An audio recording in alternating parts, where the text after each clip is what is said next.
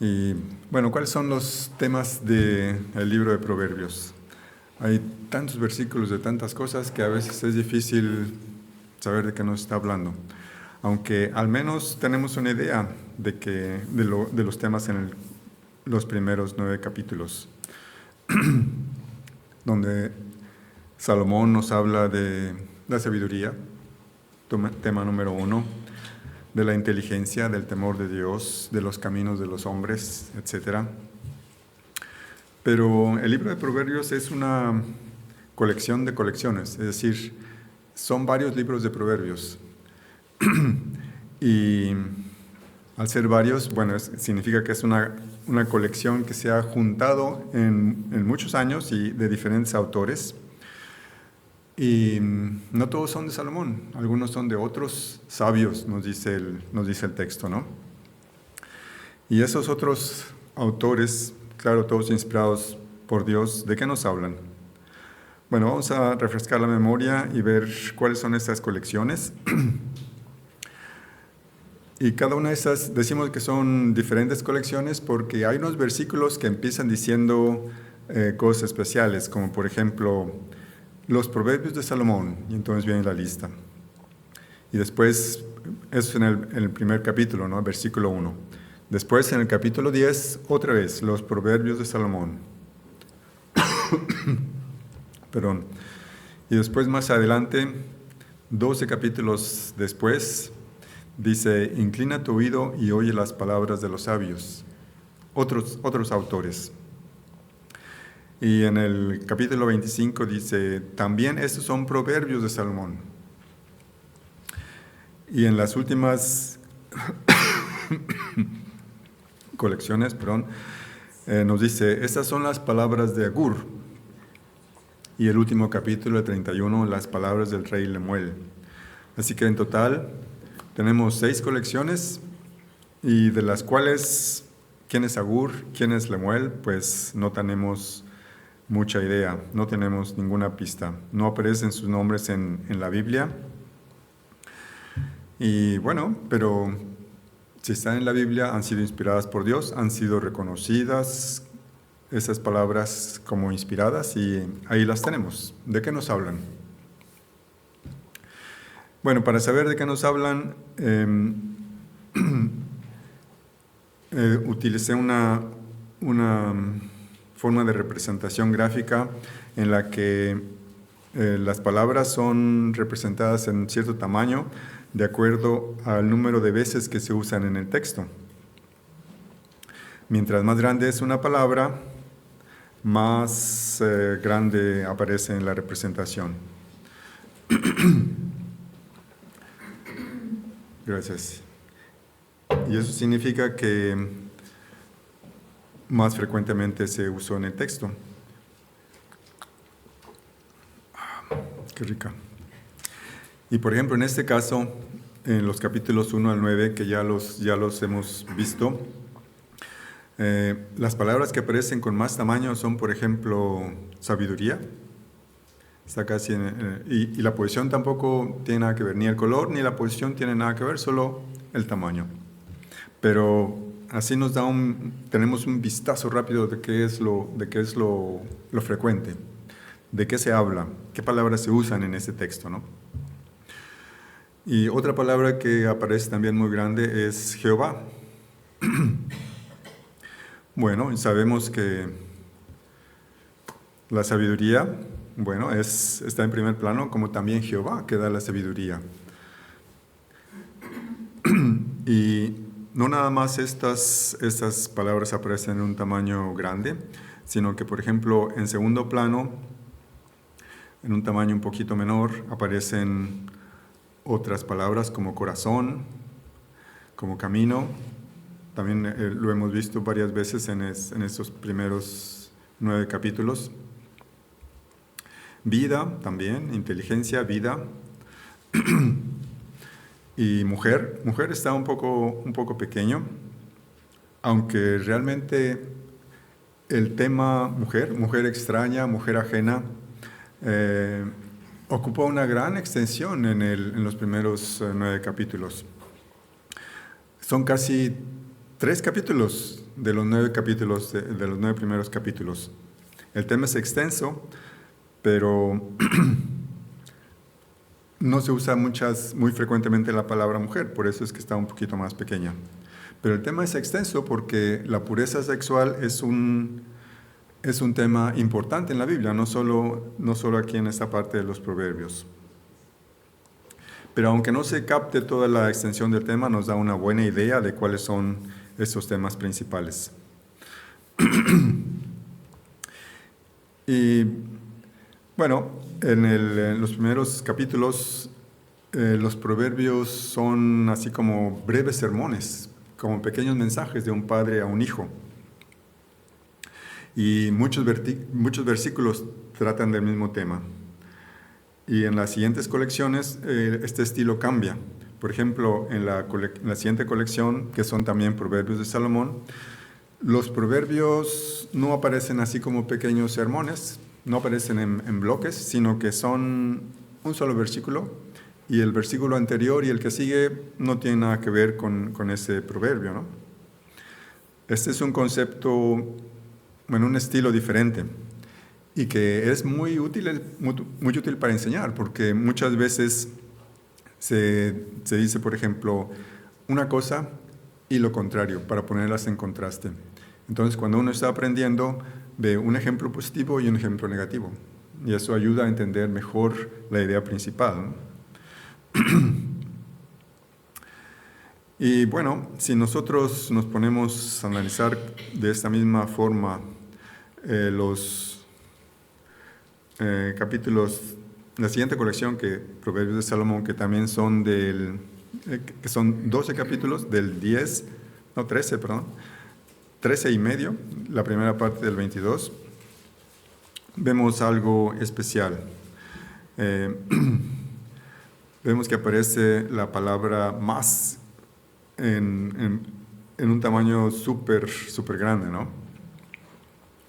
Y es porque esta palabra se utiliza casi en 1 de cada 3 proverbios.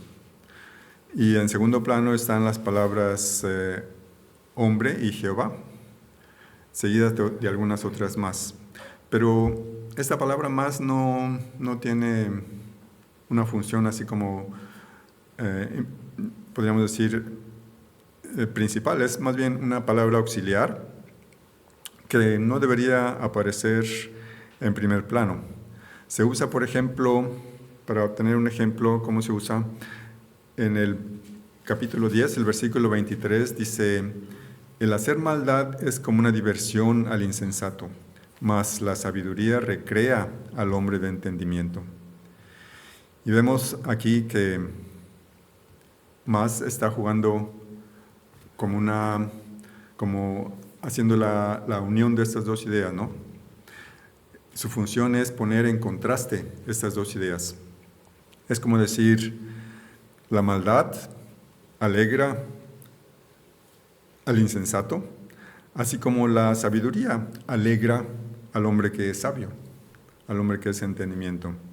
Es como estar juntando dos cosas, ¿no? En la gramática eso es lo que se llama una conjunción adversativa, así como lo describe el diccionario. Esas son las definiciones del diccionario. Y aquí vemos que más puede tener dos significados, dos acepciones.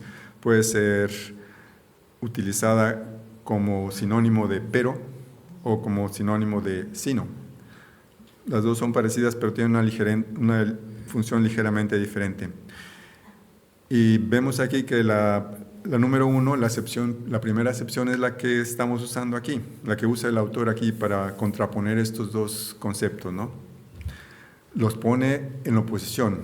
La maldad es divertida para el insensato, para el tonto, así como la sabiduría alegra al sabio. Entonces esto nos da una idea de cómo se utiliza más. Y esto es un estilo que usa paralelismo, ¿no? Y en la literatura sapiencial, es decir, proverbios, salmos, etcétera, todo lo que es poesía se utiliza mucho. Y como les decía, es un excelente método para enseñar, porque Nos da un ejemplo negativo y positivo, o dos positivos al mismo tiempo. Por ejemplo, en este caso hay uno positivo y uno negativo. Así que entendemos que el contraste aquí es entre la maldad y la sabiduría, entre el insensato y el hombre sabio, el hombre de entendimiento. Así que regresando a nuestra representación, si nosotros quitamos a más del texto y hacemos otra vez el análisis, nos queda ya una mejor representación de los temas que encontramos en estos capítulos. Y bueno, aquí evidentemente hombre y Jehová son las palabras que más frecuente aparecen. Y de hecho, hombre aparece más seguido que Jehová. Hombre, las conté, son 64 veces las que aparecen en estos capítulos, y Jehová 55. Y si nosotros analizamos los versículos que tienen las dos palabras, hombre y Jehová, al mismo tiempo, esos son solo 13. Y entonces esos 13 versículos nos van a hablar de la relación entre Dios y el hombre desde el punto de vista de Salomón.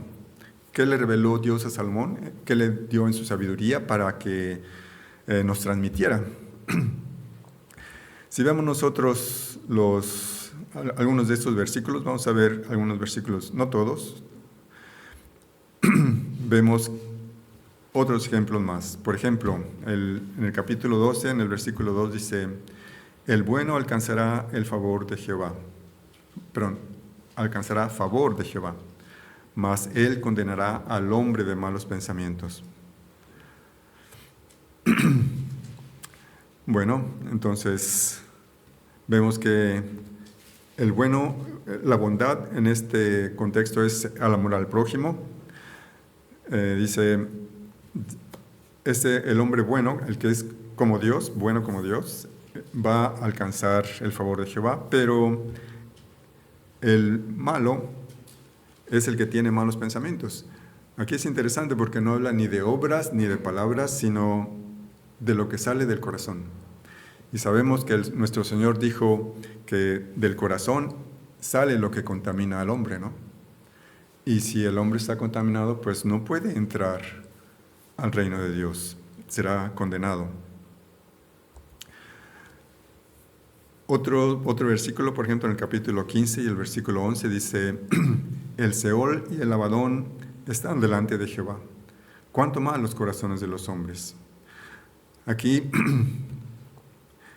nos indica Salomón que esto que no se puede conocer, de lo que no tenemos ni idea, el lugar de los muertos, y Abadón es el infierno, o es también un nombre que se le da a Satanás. Dice, esto lo conoce Dios perfectamente.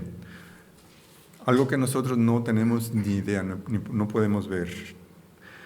Y dice, ¿cuánto más los corazones de los hombres?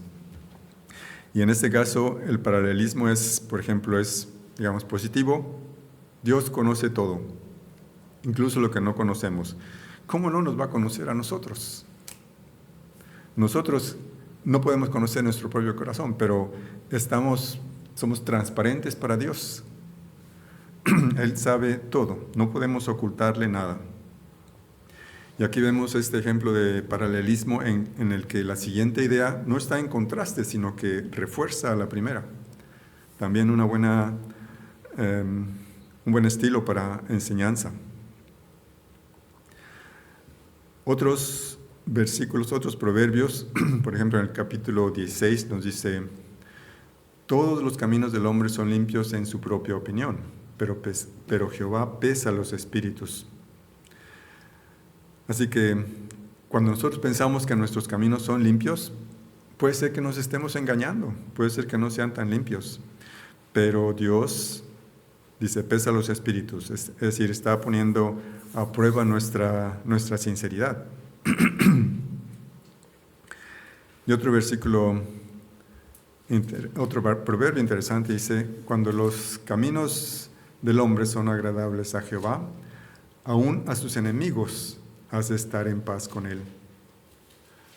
Dios puede hacer que los enemigos se vuelvan amigos del hombre.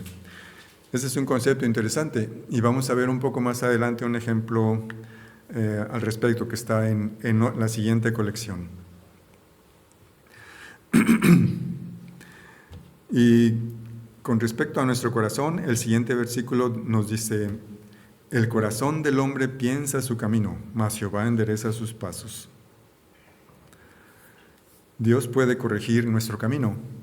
A pesar de que nosotros pensemos que está bien, está limpio, no es tan correcto como nosotros no imaginamos, Jehová está viendo lo que hay en nuestros corazones y nos va corrigiendo. Eso es, pienso que es una expresión del amor de Jehová en nuestras vidas que nos va guiando. Es el trabajo del buen pastor, el que nos va guiando, va enderezando nuestros pasos. Porque, como les había dicho, nuestro propio corazón no lo podemos analizar, no lo podemos conocer, no podemos saber qué tan sinceros somos. Pero Dios sí lo sabe y Él nos puede ir corrigiendo. Y por ejemplo, otro versículo de esta colección, en el capítulo 19, dice: la insensatez del hombre tuerce su camino, y luego contra Jehová se irrita su corazón. Al torcer su camino hace que le vaya mal, porque si le fuera bien, pues no tendría nada de qué enojarse, de qué irritarse contra Dios, ¿no? Pero este hombre insensato, cuando le va mal, no lo reconoce y se enoja con Dios. En lugar de reconocer su insensatez, su tontería, hace algo todavía más tonto, que es enojarse con Dios.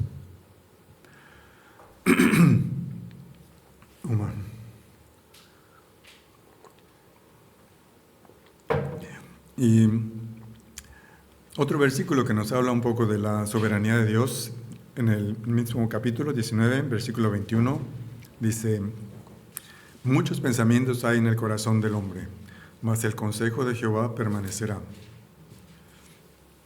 Se va a cumplir no lo que nosotros decidamos, sino lo que Dios haya resuelto.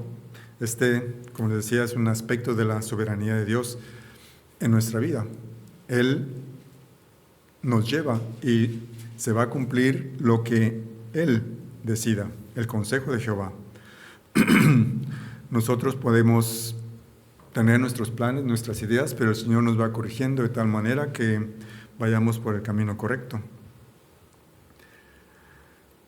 Y en el versículo 23, también en el capítulo 19, dice: el temor de Jehová es para vida, y con él vivirá lleno de reposo el hombre, no será visitado del mal.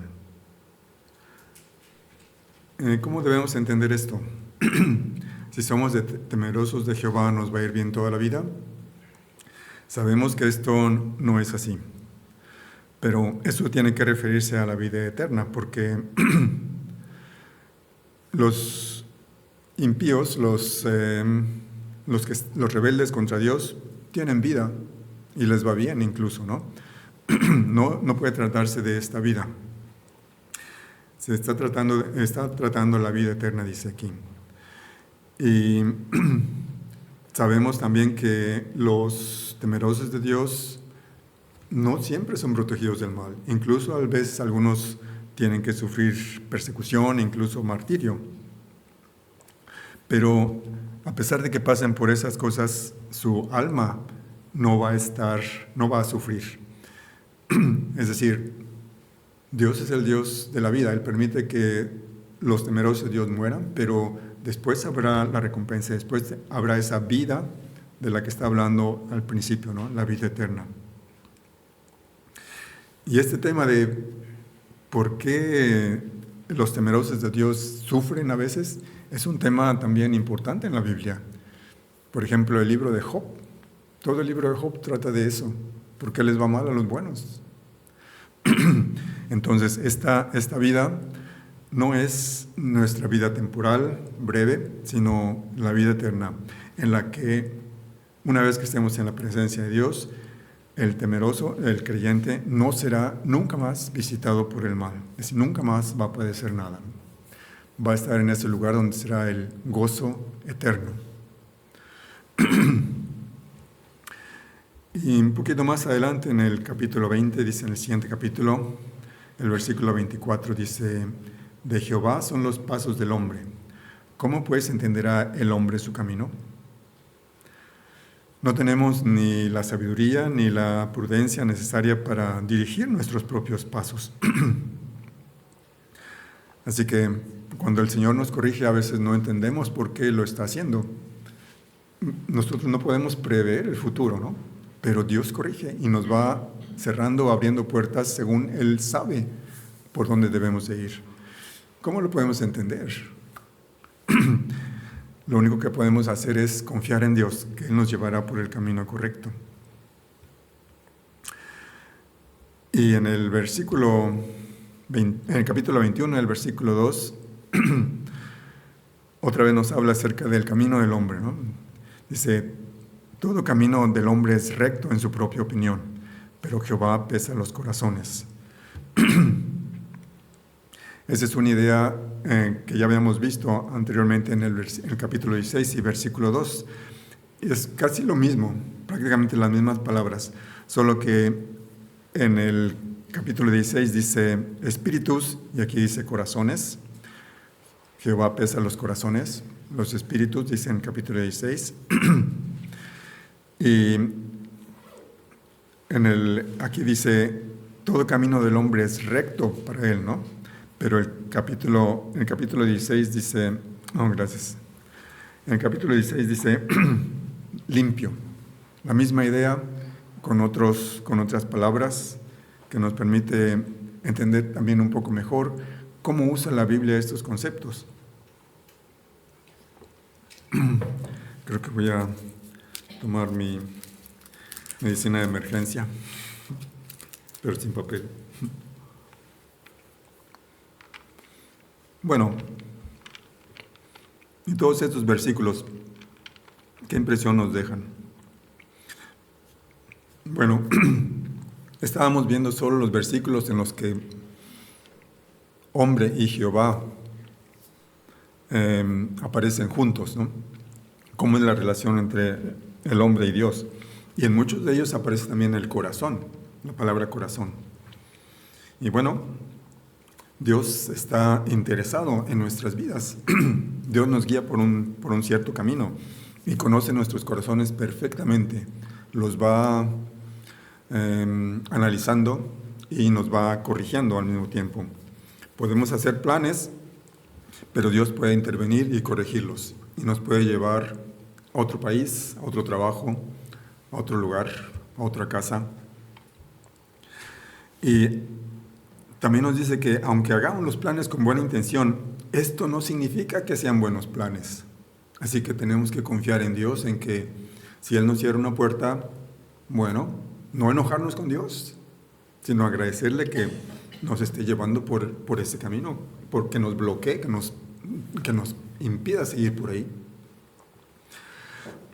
Y todo esto manifiesta la soberanía de Dios en la vida de los hombres. Su soberanía y su amor, su interés en que ese hombre vaya por el buen camino. A pesar de que eso para Dios no representa ninguna ganancia. ¿Qué le podemos dar a Dios? Nada. Lo único que podemos hacer es nosotros gozar de la recompensa de Dios. Dios nos la quiere dar porque es bueno. Así que si a veces las cosas van en contra de nuestros planes, eso no significa que Dios sea nuestro enemigo ni nos quiera fastidiar. Simplemente por ahí no es, ven por acá. Y estar agradecidos. Bueno, entonces, viendo de esta manera los proverbios, tratando de reunir los proverbios que están hablando de un tema semejante, nos permite conocer mejor a Dios, nos permite mejor entenderlo. Y eso es lo que Dios quiere. Ahora, en la siguiente colección, que va de los capítulos, de la segunda mitad del capítulo 22 hasta el final del capítulo 24, vemos que las principales palabras son corazón y hombre. Y aquí cambia el estilo. Aquí no solo es un proverbio por versículo, sino que pueden ser varios versículos seguidos que traten de un mismo tema. Es un estilo un poquito diferente. Otros autores, ¿no? Y bueno, tenemos variedad. Por ejemplo, en el capítulo 23, un bloque de un solo proverbio. Nos dice el versículo 12: aplica tu corazón a la enseñanza y tus oídos a las palabras de sabiduría. Una exhortación de padres a hijos, como las que hemos visto muchas en los primeros capítulos, del 1 al 9, ¿no? Y tenemos, por ejemplo, también un bloque de 2 proverbios. Por ejemplo, nos dice el versículo 17 y 18: no tenga tu corazón envidia de los pecadores, antes persevera en el temor de Jehová todo el tiempo, porque ciertamente hay fin, y tu esperanza no será cortada. No debemos de tener envidia, debemos de perseverar, nos dice el versículo 17, en el temor de Jehová. Debemos tener confianza en Él. Y aquí realmente lo que nos sugiere es que más que envidia de los pecadores, lo que tenemos que tener es compasión. ¿Y por qué? Esto nos lo explica el versículo 18, ¿no? Porque ciertamente hay fin. Vamos a dar cuentas. Y tu esperanza no será cortada. Entonces nuestra esperanza va a ser plenamente recompensada a la hora de dar cuentas, a la hora de haber perseverado hasta el fin. Un concepto que también Pablo nos recuerda, ¿no? Hay que perseverar hasta llegar a la meta, sin tener envidia de los pecadores. Y esta envidia de los pecadores se trata ampliamente en otros lugares de la Biblia. Por ejemplo, el Salmo 73. Todo el Salmo 73 es acerca de esto, de alguien, el salmista se da cuenta de qué tonto fue al tener envidia de los pecadores, a los que les iba bien, ¿no? De los malos, de los rebeldes ante Dios, que les iba bien. Sintió envidia y después se dio cuenta de qué tonto era, qué insensato.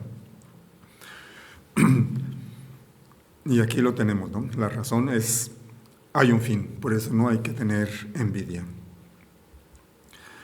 Otro versículo en el capítulo 24, ese es un bloque de 2 también. En el primer proverbio, en el versículo 17 dice: cuando cayere tu enemigo, no te regocijes, y cuando tropezare, no se alegre tu corazón. No sea que Jehová lo mire y le desagrade y aparte de él su enojo. Cuando alguien nos ha hecho daño y después vemos que sufre alguna adversidad, algún problema, a veces puede ser que nuestro corazón se alegre de ver los problemas en los que se ha metido por los que está pasando esa persona, ¿no? Pero esto que sentimos, esa alegría en nuestro corazón, que es como mi deseo de venganza se ha cumplido. Hay justicia, ¿no? Pensamos. Esto es algo que no debemos de sentir. ¿Y por qué no debemos de sentir? Porque nos dice el versículo 18, a Dios no le agrada que tengamos estos sentimientos.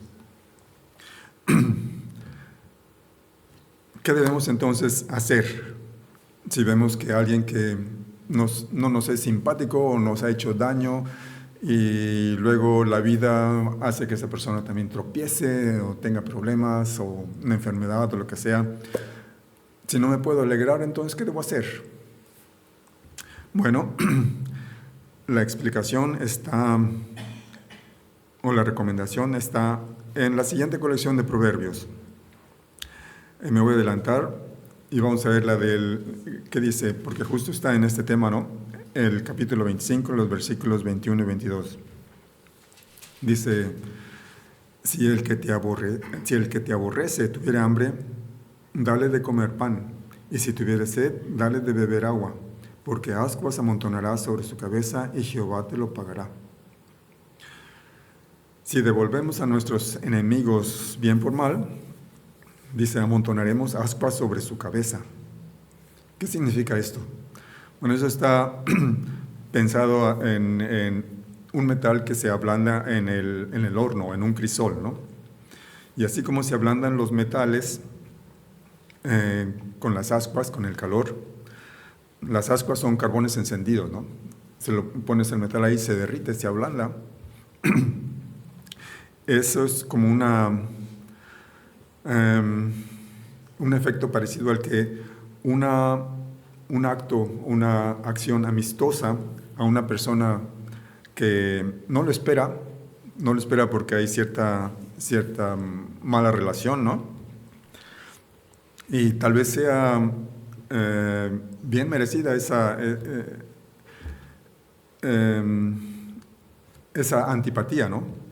Pero si recibe un favor, esto le va a producir un cierto efecto, tal vez de agradecimiento, tal vez de simpatía, tal vez cambie de opinión y diga, oh, este no es la persona que yo creía, y le hará reconsiderar o cambiar su actitud.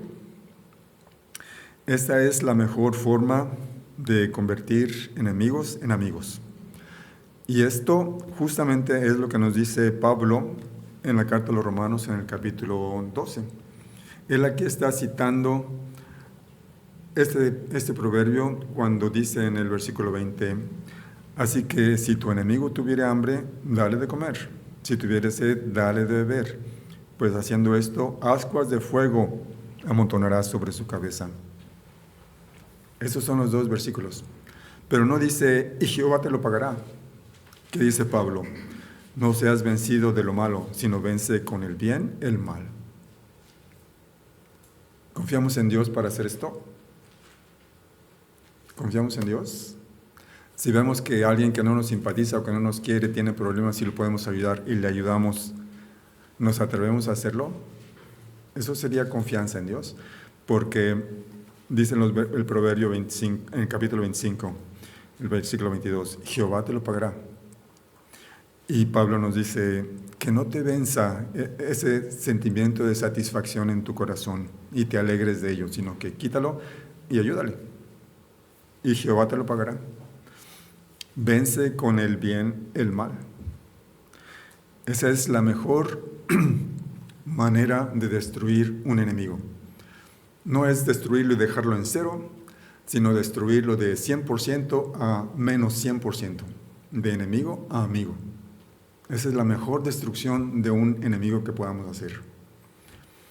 Y es lo que nos pide Pablo, que no seamos vencidos de lo malo, sino que venzamos con el bien el mal. Eso es lo que en los proverbios se dice o se expresa como, y Jehová te lo pagará. Nosotros no podemos hacer eso, pero Dios puede. Dios puede mover los corazones como Él quiera. Pero, ¿confiamos en esto? Debemos de confiar porque Dios es el que tiene el poder para hacer esto y más. Bueno, la siguiente colección, los capítulos 25 al 29. Aquí también tenemos un efecto parecido en el que la palabra más está jugando un papel que no le corresponde. Pero si nosotros la quitamos del texto, vemos que ahora el enfoque es diferente. Realmente lo que es el tema de esta colección es el hombre. Y aparecen también otras palabras interesantes como necio, como corazón. Aquí el nombre de Jehová prácticamente no aparece. Y contando las ocurrencias de la palabra hombre, vi que hay 37, de necio hay 21, corazón hay solo 9, como lo vemos está muy pequeñito, y Jehová hay solo 6. Y esta colección es parecida a la anterior. Los bloques son de 1 a 2 proverbios. Y si nosotros combinamos, por ejemplo, los que aparecen más frecuentemente, no hombre y necio y hombre y corazón, encontramos algunos versículos interesantes. Por ejemplo, en el capítulo 26 y el versículo 12 dice, ¿has visto hombre sabio en su propia opinión? Más esperanza hay del necio que de él. Interesante, ¿no? El necio es el que es un rebelde ante Dios, un tonto, un insensato, y sin embargo, alguien que se siente sabio en su propia opinión, yo sé cómo es la cosa, a mí no me tiene nadie que corregir, que básicamente eso es soberbia, es orgullo. Dice el proverbio, más esperanza hay del necio que del necio que casi prácticamente no tiene esperanza. Eso nos da la idea de lo potente que es el orgullo y la soberbia para bloquearnos el paso hacia Dios. Casi no se puede evitar, quiero decir, casi no se puede vencer, si no es por el poder de Dios. Y en el capítulo 29 dice, si el hombre sabio, en el versículo 9 dice, si el hombre sabio contendiere con el necio, que se enoje o que se ría, no tendrá reposo. ¿Qué significa esto? Bueno, el sabio puede debatir con el necio, con el insensato, con el tonto, y no le va a servir de nada, no va a tener reposo, no va a tener paz, no va a lograr nada. Esto nos recuerda lo que nos dice nuestro Señor, ¿no? No eches lo santo delante de los perros, que estás perdiendo el tiempo. No eches las perlas delante de los cerdos, las van a pisotear, que pierdes el tiempo. Cuando nosotros vemos una persona así que es rebelde, le podemos tratar de ayudar, pero si vemos aquí hay una rebeldía, eso como alguien que es sabio en su propia opinión, olvídalo. Es una persona orgullosa, soberbia. Lo único que podemos hacer es orar para que el Señor la saque de ahí, de ese hoyo en el que está. Y en el versículo 20 dice, ¿has visto hombre ligero en sus palabras? Más esperanza hay del necio que de él. Parecido, ¿no? Este hombre sabio en su propia opinión, del versículo 12 del capítulo 26, es igual que ese hombre ligero de su palabra, ligero en sus palabras. Alguien que habla muy rápido, dice de más, no es prudente, es tonto. Y se puede meter en problemas por lo que dice. Y es difícil que salga de esa actitud. Más esperanza hay del necio que de él. Así que mucho cuidado tenemos que tener del orgullo y de nuestra boca. Tenemos que tener mucho cuidado cómo y qué decimos. Bueno, otro versículo, otro proverbio del capítulo 28 nos dice, bienaventurado el hombre que siempre teme a Dios, mas el que endurece su corazón caerá en el mal. En nuestra traducción estaba leyendo que literalmente no dice que siempre teme a Dios, sino dice que tiene miedo. ¿Miedo de qué? Bueno, puede ser, si la siguiente idea es de que el que endurece su corazón, eso tiene que ver con una rebeldía contra Dios. Así que este hombre que es bienaventurado tiene miedo de las consecuencias de lo que puede, de las que puede traer el pecado o la desobediencia. Y el endurecimiento del corazón sabemos que tiene que ver con orgullo o con soberbia, y eso trae consecuencias serias. Y en el versículo 26 de este mismo capítulo 28 dice, el que confía en su propio corazón es necio, mas el que camina en sabiduría será librado. El orgulloso, el soberbio, no se deja aconsejar y recibe daño, dice. Sin embargo, el sabio es protegido, será librado. Así que soberbia, orgullo, estar seguro de uno mismo, ser imprudente con lo que dice, son cosas en las que hay que tener mucho, pero mucho cuidado. Bueno, y las últimas dos colecciones, el capítulo 30 y el 31 se consideran así como apéndices del libro de Proverbios, ¿no? Son autores diferentes a los sabios y a Salomón, que mencionamos anteriormente. Y el capítulo 30 dice al principio que estas son las palabras de Agur. Es la profecía que él le dijo a Itiel y a Ucal. Y es un capítulo pequeñito, pero usa muchas palabras. Y vemos que las palabras que están, que son usadas más frecuentemente son palabras raras, como que no tendrían que ver mucho con el tema de sabiduría, inteligencia, etc. Por ejemplo, quién, cosas, generación, cuarta. Qué cosas tan raras, ¿no? Por ejemplo, la palabra cosas aparece 6 veces, quién 5, cuarta 4. Pero bueno, este es el estilo, es un estilo totalmente diferente a los anteriores que hemos visto. Y vamos a ver de qué se tratan estos estilos. Agur presenta presenta varios, como seis bloques en los que habla de 4 cosas. Por eso la cuarta y cosas aparecen frecuentemente. Y en la primera parte es donde aparece la palabra quién, y aparece así en forma de pregunta retórica, ¿no? Pregunta que no tiene respuesta. Por ejemplo, el versículo 3 del capítulo 30 dice: yo ni aprendí sabiduría ni conozco la ciencia del santo. ¿Cómo que un profeta no conoce la ciencia del santo? No es que no conozca la palabra de Dios, no, Dios se la está revelando, Dios habla con él si es profeta. Pero a lo que se está refiriendo es de que no conoce cómo Dios ha hecho la creación.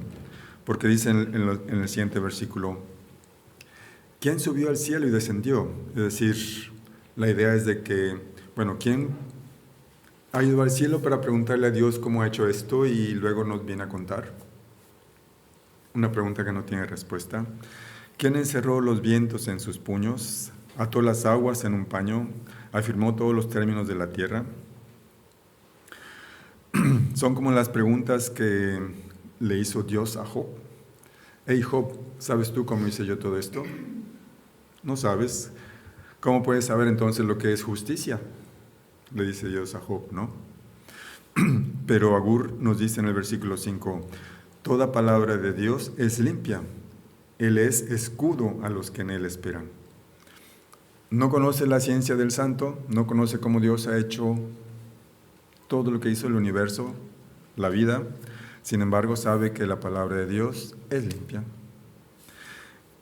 Y después empieza a hablar de esas 4 cosas en el estilo de Agur. Y este estilo de Agur no es nada más de él. También lo vemos en Miqueas y en Amós.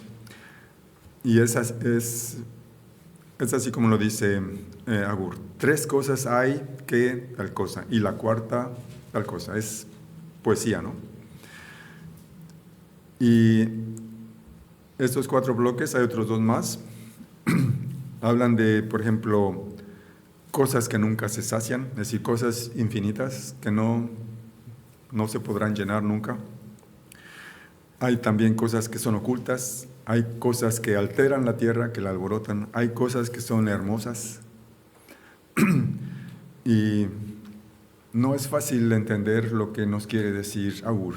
Estamos separados por mucho tiempo, mucha cultura, pero en cada grupo de 4 cosas se enseña algo. Y bueno, hay que dedicar tiempo para estudiar. Hay que analizar lo que dice, pensar lo que dice y pedirle al Señor que nos ayude a entenderlo, ¿no? Por ahora no tenemos tiempo para esto. Vamos a ir al siguiente capítulo, la última colección. Es el capítulo 31. Y este capítulo empieza diciendo palabras del rey Lemuel, la profecía con que le enseñó su madre. ¿Quién es Lemuel? Ni idea. Así como Agur, no tenemos idea. Tal vez ni siquiera era israelita. Y aquí vemos que la palabra que resalta es manos.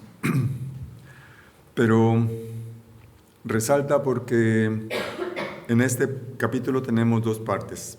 La primera parte, la tercera parte de este capítulo, la primera, es lo que Lemuel escuchó de su madre.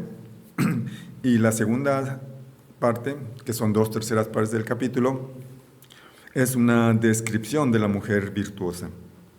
Y como esta mujer virtuosa es muy trabajadora y hace muchas cosas con sus manos, por eso la palabra manos aparece en primer plano. Pero no aparece muchas veces esta palabra, solo 5 veces en esta parte del capítulo 31, donde se habla de la mujer virtuosa. Y en esta primera parte del capítulo, en la enseñanza de Lemuel, del rey, ¿qué nos dice? Bueno, hay un consejo para que tenga cuidado con las mujeres y tenga cuidado con el vino. ¿Por qué? Porque el vino puede hacer que el rey olvide la ley. Y si olvida la ley, pues hay problemas, porque lo que Dios quiere es que juzgue con justicia. Así que es un peligro tener muchas esposas para los reyes de ese tiempo. Y beber mucho también es problemático porque puede hacer que ya no pueda funcionar como juez este rey, ¿no? Y la ley es necesaria para juzgar con justicia, que es lo que Dios quiere. Y el trono de un rey se afirma si él gobierna con justicia. ¿Y qué nos dice esto a nosotros? ¿No somos reyes? ¿Tiene algo que ver con nosotros? Bueno, sí. Esta advertencia de mujeres en general es una advertencia para nuestra pureza personal, para cuidarnos de no contaminarnos y guardar nuestro cuerpo, que es del Señor, como nos dice Pablo, ¿no? Y del vino, pues sí tenemos que también tener cuidado, porque es dominio propio. ¿Y para qué nos sirve este dominio propio? Pues para no olvidar que vamos por el camino al que Dios por un camino al que Dios le tiene que agradar. No debemos olvidarnos de sus principios, de sus mandamientos. No debemos perder el camino por seguir nuestros impulsos. Así que, aunque sean palabras para un rey para gobernar, también son relevantes para nosotros, para poder vivir en justicia, como a Dios le gusta, cuidando de nuestra pureza personal y teniendo cuidado de nuestros impulsos, que no nos traicionen nuestros impulsos. Y en la segunda parte, donde habla de la mujer virtuosa, ¿qué nos dice? Bueno, saqué los versículos en los que se utiliza la palabra manos y vemos que esta mujer es muy trabajadora. Dice, trabaja con sus manos, planta la viña con sus manos, aplica sus manos a la rueca, es decir, teje. ¿Qué más hace? Usa sus manos también para amar al prójimo, dice, alarga su mano al pobre y al menesteroso. Tiene amor al prójimo. ¿Qué más? Dice, dadle el fruto de sus manos, esta va a recibir una recompensa de su trabajo y va a tener honra por ello. Pero no nada más, hay una cosa que no apareció en el análisis, por ejemplo. Esta mujer virtuosa, ¿por qué es virtuosa? ¿Qué la mueve? Tiene sabiduría y teme a Jehová. Y fíjese lo que dice, la mujer que teme a Jehová, esa será alabada. Ese temor a Jehová es su motivación para todo lo que hace. Y esa motivación es lo que le va a traer la honra. Es lo que dicen los versículos en los capítulos 1 al 9. Así que La mujer virtuosa es virtuosa porque es temerosa del Señor. Y interesante es lo que dice el versículo 30, ¿no? Engañosa es la gracia y vana la hermosura. Son cosas que pasan. Y esta mujer virtuosa no va a ser alabada por su mucho trabajo, o por el talento que tiene, por su gracia, o por su hermosura, sino por su temor a Jehová, por su obediencia. Y quien la va a alabar es Dios mismo. Es la honra que promete en los proverbios, ¿no? Así que tal vez esto nos sirva para pensar, bueno, sí, la hermosura es algo importante, hay que estar bien presentado, ¿no? Pero no hay que invertir tanto tiempo ni tanto dinero en algo que va a desaparecer. Algo, dice, vana es la hermosura, va a acabar. No debemos preocuparnos por la hermosura porque se nos va a pasar, va a acabarse, desafortunadamente, ¿no? Pero de nuestra hermosura no depende nuestro valor, sino depende de lo que haya en nuestro corazón. Así que tengamos esto en cuenta a la hora de invertir nuestro tiempo y nuestro dinero. No solo las mujeres, sino que también los hombres somos muy vanidosos, ¿no? Para ello. Y como resumen, viendo todos los capítulos de Proverbios, vemos también que más aparece muchas veces, porque aparece muchas veces en la segunda colección, pero las palabras más usadas son realmente hombre, Jehová, corazón. Así que los temas grandes de Proverbios son estos: hombre, Jehová, corazón, sabiduría, camino, necio, es decir, necios, hombres necios, impíos, boca, labios, que también podría ser un sinónimo de boca, ¿no? Nuestras palabras.